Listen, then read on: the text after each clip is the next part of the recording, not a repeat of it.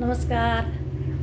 आज दिनांक 28/4/21 है और श्रीमद् भगवद गीता की पतित पावनी गंगा की धारा में हम नित्य ही अवगाहन कर रहे हैं और इसका लाभ उठा रहे हैं।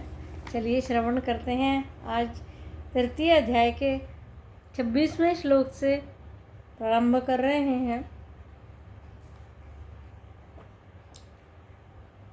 न बुद्धिभेदं जनयेत् अज्ञानां कर्मसङ्गिनां योजयेत् सर्वकर्माणि विद्वान् युक्तः समाचरन्। अर्थात कर्मों में आसक्त पुरुषों को ये उपदेश देकर कि आत्मा अकर्ता है, बुद्धि भेद पैदा नहीं करना चाहिए। अर्थात कर्म से उनकी बुद्धि चलायमान न करें, बल्कि अज्ञानी पुरुष को कर्म में लगाकर उससे कर्म कराना चाहिए।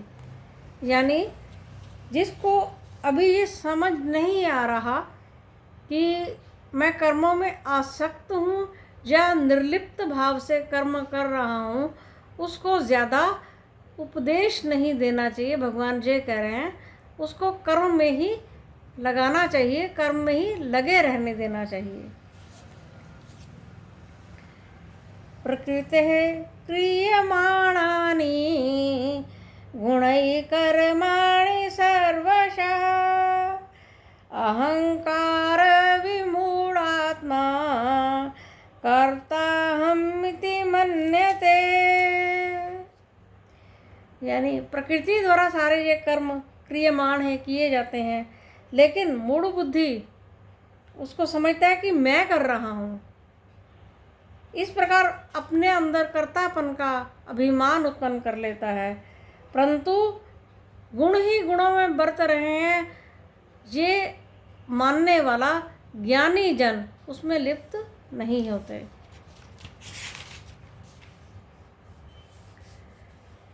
तत्त्ववित्तु महाबाहु गुण कर्म विभागयो गुणागुणेषु वर्तन्ते इति मत्वा न सज्जते। वे तत्वज्ञानी पुरुष कर्तृत्व अभिनिवेश नहीं करते, यानी कि कर्तापन के अभिमान में लिप्त बिल्कुल नहीं होते। इसका कारण यह है कि तत्वज्ञानी ये जानते हैं कि इंद्रियां अपने अपने विषयों की तरफ प्रवृत्त हो रही हैं। मैं प्रवृत्त नहीं होता, मैं इंद्रियों से अलग हूँ, इंद्रियां अपना कार्य कर रही हैं।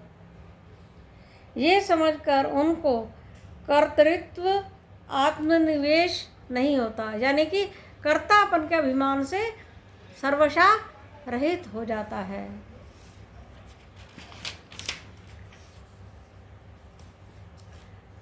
प्रकृतिर्गुण सम्मूढ़ा सज्जन्ते गुण कर्मसु तान् कृत्स्न विद्यो वन्दान् कृत्स्न विन्न विचालयेत्।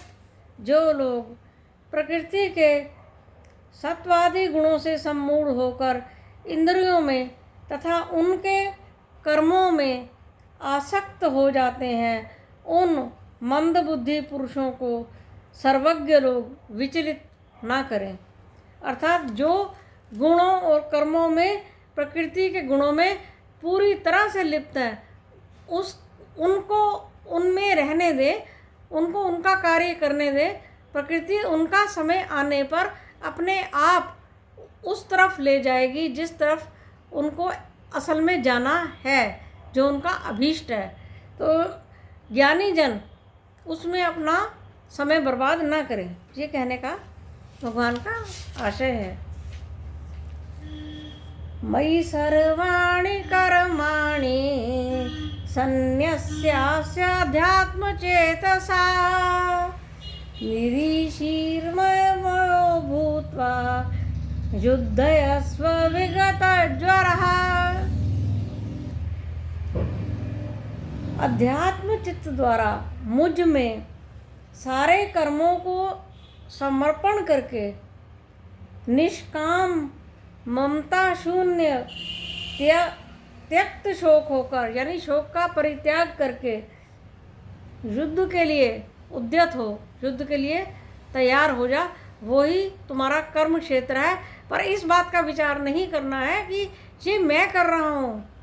तुम कर्तापन के अभिमान से रहित हो जाओ, तुम करने वाले कोई नहीं हो, वो आत्म तत्व है और तुम करने वाले कोई नहीं हो। इंद्रियां इंद्रियों के कार्य कर रही हैं, तुम निर्लिप्त हो।